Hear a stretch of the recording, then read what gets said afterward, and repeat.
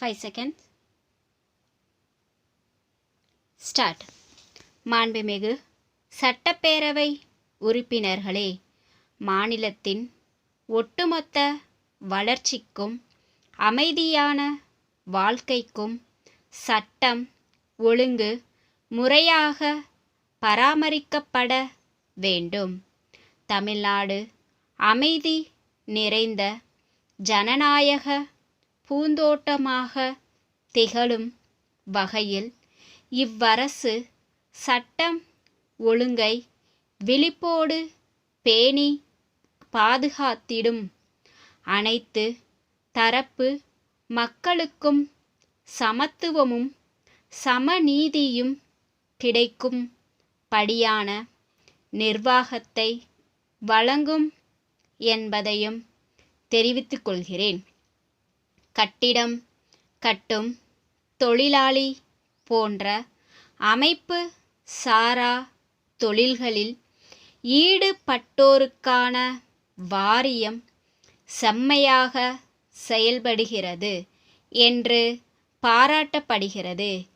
மேலும் பனை சார்ந்த தொழில்களில் ஈடுபட்டுள்ளோர் நலனுக்காக பனை தொழிலாளர் நல வாரியம் ஒன்றை மீண்டும் அமைத்து அவர்களின் கோரிக்கைகள் பரிசீலிக்கப்பட்டு ஆவண செய்யப்படும் என்பதையும் மகிழ்ச்சியுடன் தெரிவித்துக் கொள்கிறேன்.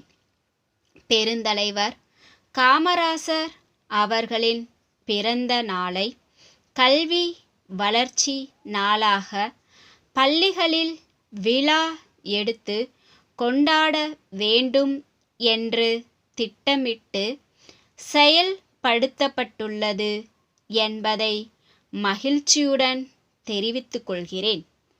தமிழகத்தின் சத்துணவு திட்டம் இந்தியாவில் உள்ள அனைத்து மாநிலங்களுக்கும் ஒரு முன்னோடி திட்டமாகும்.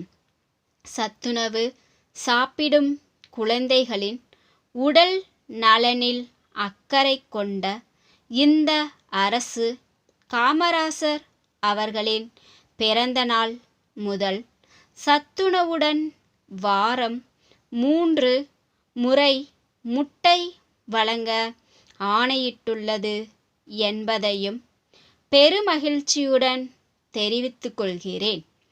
கல்வியின் தரத்தை மேம்படுத்துவது மிகவும் இன்றியமையாததாகும்.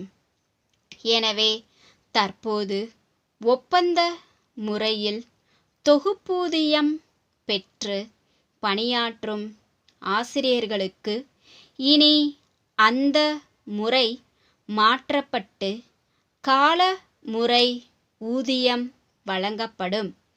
அரசு பள்ளிகளிலும் கல்லூரிகளிலும் உள்ள அனைத்து காலியிடங்களும் காலமுறை ஊதிய அடிப்படையில் நிரப்பப்படும். வரும் 3 ஆண்டுகளில் படிப்படியாக அனைத்து பள்ளிகளுக்கும் கணினி வழங்கப்படும். இதனால் பள்ளி குழந்தைகளும் நவீன விஞ்ஞான வளர்ச்சியில் ஏற்பட்டுள்ள முன்னேற்றங்களை அறிந்து கொள்ள முடியும்.